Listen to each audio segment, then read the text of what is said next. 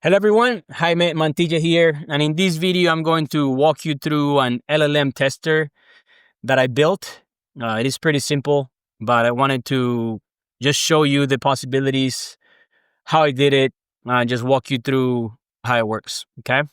This LLM was inspired by a conversation that I had with somebody in the tech industry. His name is Igor.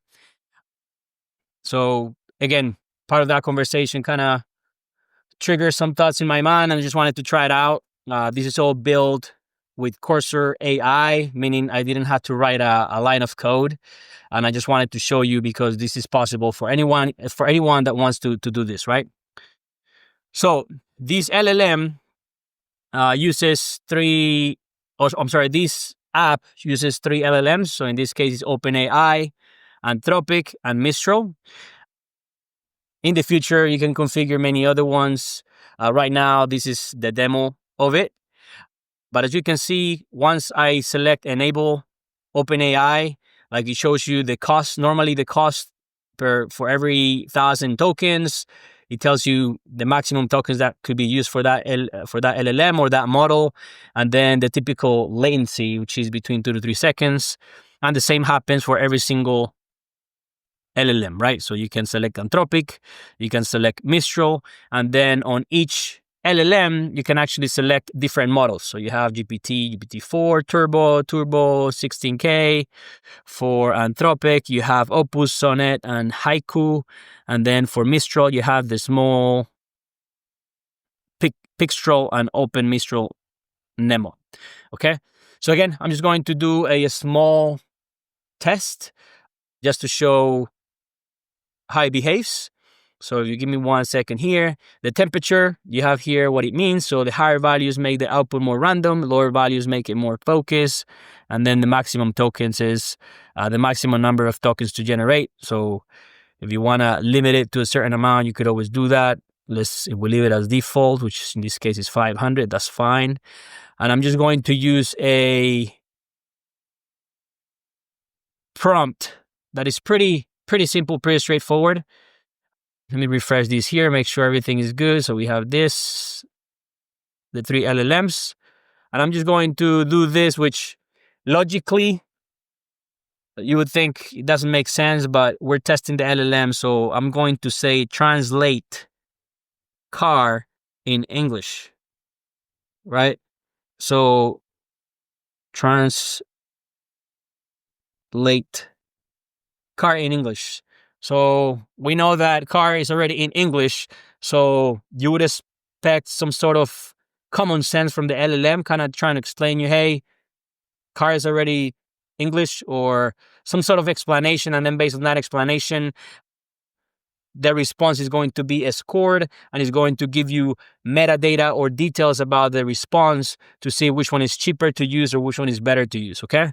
So I'm going to go ahead and click here. I'm going to move my head here in the middle. It's going to generate response. It generated response. And now we're just going to go ahead and review it. So for OpenAI, the word card is already in English. It's pretty straightforward. This is the quality score, 91. Tokens used, 22, 7 cents or 0.007 cents. Latency, almost 3 seconds. Reading ease, 81.3, and grade level is 3, which is very easy to read. As far as I have here an explanation. So for grade level, like if it's between 0 and 8 is English level or 8th grade reading level. From 8 to 12 would be high school, and from 12 to 16 would be like a college graduate. And then for Anthropic, you can see, apologize, but car is already an English word. It doesn't need to be translated in English. Car refers to a road vehicle typically with 4 wheels powered by an engine and able to carry a small number of people.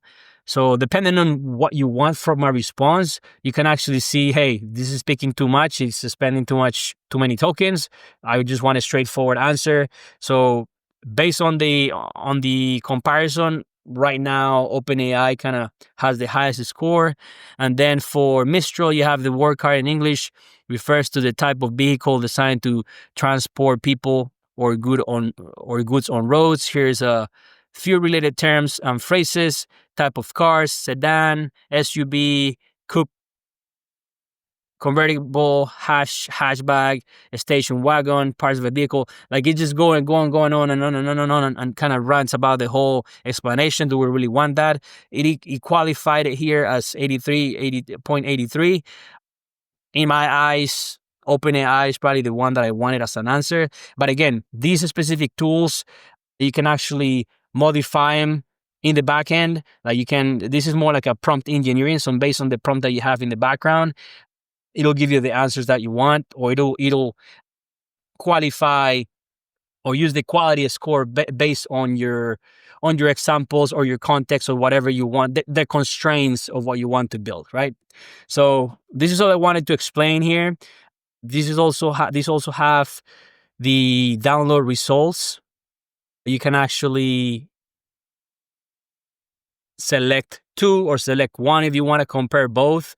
We could always do the exercise here, and then I'll try exporting the results. That way you can see that. So as you can see here, I selected two, OpenAI, Anthropic, and then these are the two scores. If I do this again and then generate response, I'm going to do that, and then I'm going to open up the CSV. So we have the answers, and then I'm going to download the results. Just going to bring that over. Just give it a second. It's loading.